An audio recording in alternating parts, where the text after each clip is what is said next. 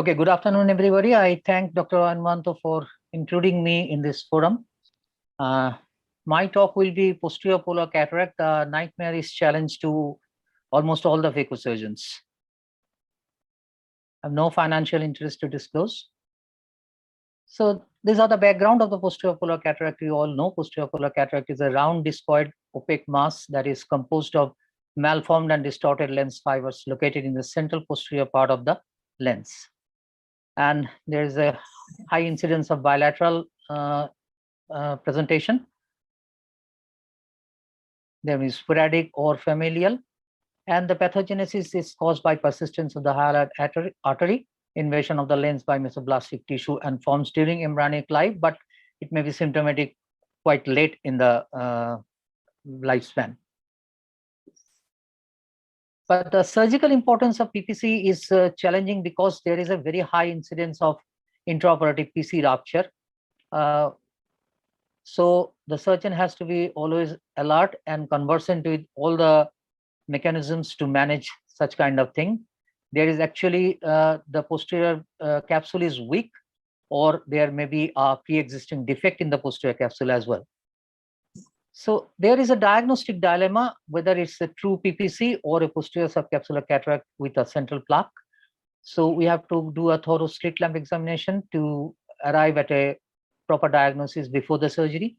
The PPC is a bilateral thing with satellite lesions and the posterior margin of discoid lesion at the level of the posterior capsule.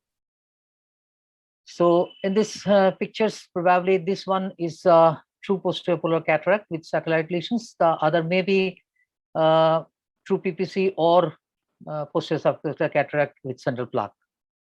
And these are PPC with some higher grade of nuclear sclerosis. So regarding this diagnostic dilemma, sometimes there is a tendency to overdiagnose the PPC, but it is to be on the safer side. No harm there. You should be alert. And you look for the other eye. If there is a previous history of surgery, you can look for any complication that had been encountered during that surgery.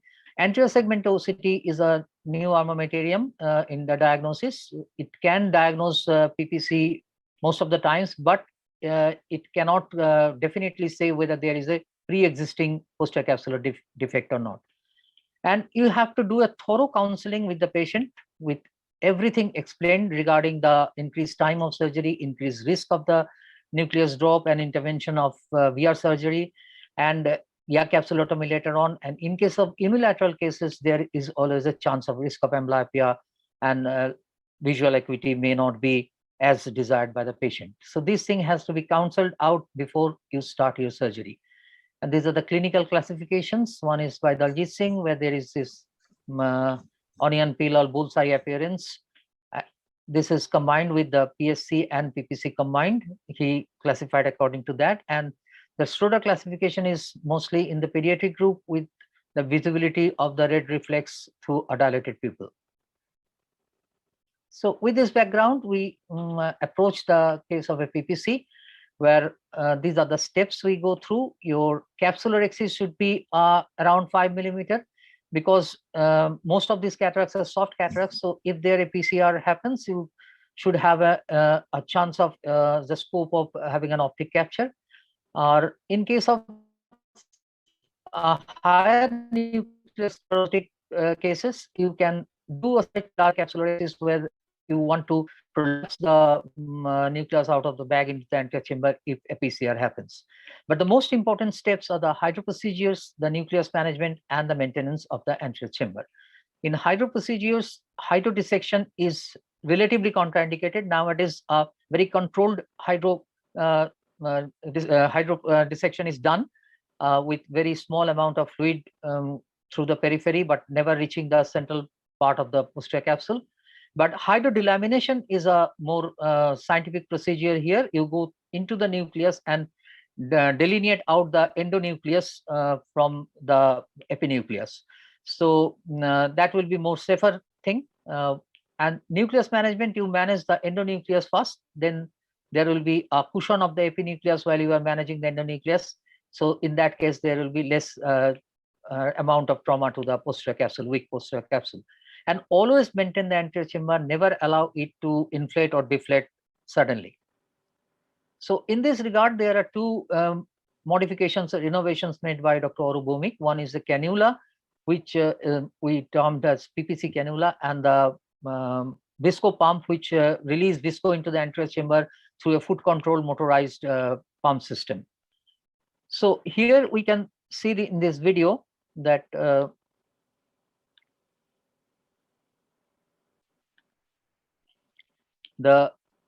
in normal hydrodissection, the fluid coming from the tip of the cannula may go to the posterior subcapsular area. Here you do not realize that what had happened to the posterior capsule. You start with your phacoemulsification, and after doing a certain amount of phacoemulsification, you realize that the posterior capsule rupture has already occurred. This is because the fluid has inadvertently go to the posterior subcapsular area and cause a damage to the weak posterior capsule. So this is a modified cannula where the tip is at the side instead of the front, and the fluid is coming out through that side tip. So you embed this tip into the nucleus, and the fluid will always grow to the will cause a division between the endonucleus and the epinucleus, never reaching the posterior subcapsular area. So this is the hydrodelamination with the modified cannula. The fluid is always going to the between the endonucleus and epinucleus. So see, in this surgical case, there is the golden ring appearing,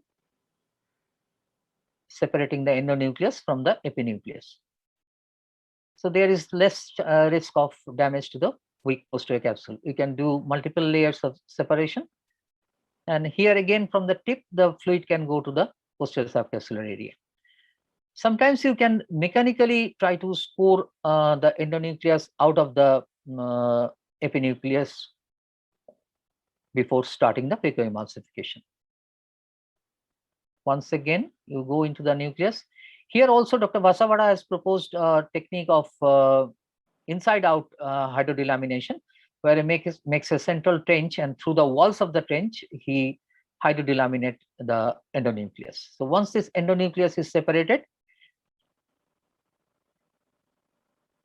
you can emulsify the endonucleus, then we'll deal about the epinucleus.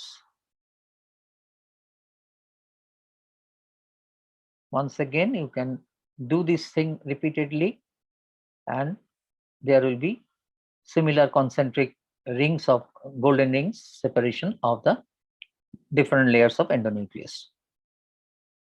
Mostly these cataracts are soft cataracts. Here again, the endonucleus has been separated.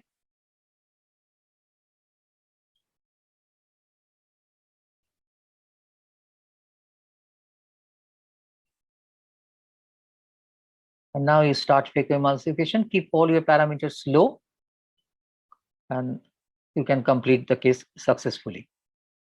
Now, about the epinucleus removal after the endonucleus has been removed, again, there is a thick shell of epinucleus remaining, which has cushioned the posterior capsule during your endonucleus removal. But again, here the fluid can inadvertently or wrongly goes into this posterior subcapsular space and can cause to the damage to your posterior capsule, weak posterior capsule. So here the idea will be to remove a wedge of the epinucleus from the periphery, and so that the there will be no pressure gradient gap between this this posterior subcapsular area and the area in front of the epinucleus.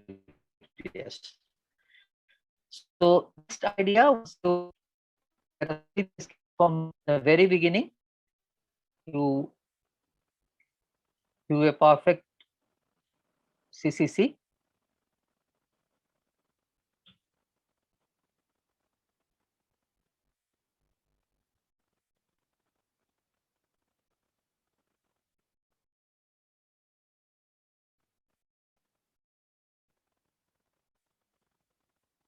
And do a hydrodelamination. The endonucleus has been separated.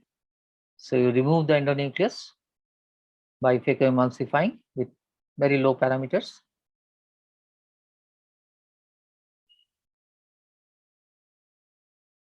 And go slow, take your time. And now you have to remove that wedge that we are talking about from the periphery. Your left hand instrument will help you to score that area out. So you have to manipulate that wedge and take it out from this epinucleus cell. See, that wedge has come out.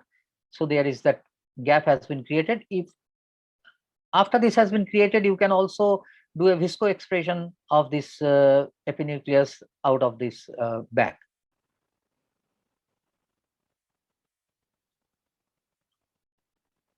And always remember, when you will be removing the phaco tip from the chamber or your any other instrument from the chamber, you always inflate the chamber with visco from your left hand side port. Never keep the fluctuation there in the anterior chamber, while C is replaced with a visco. Put visco in the anterior chamber, then remove your instrument.